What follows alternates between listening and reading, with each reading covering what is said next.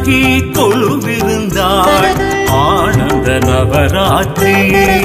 Thanjai Adivarahi கொலுவிருந்தாள் Ananda Navaratri.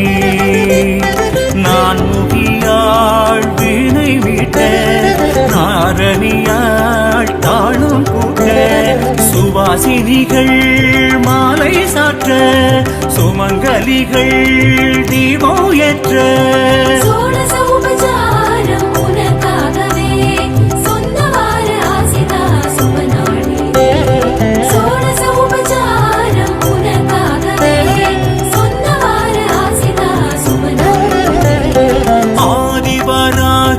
கொலுவிருந்தார் Ananda Navaratri.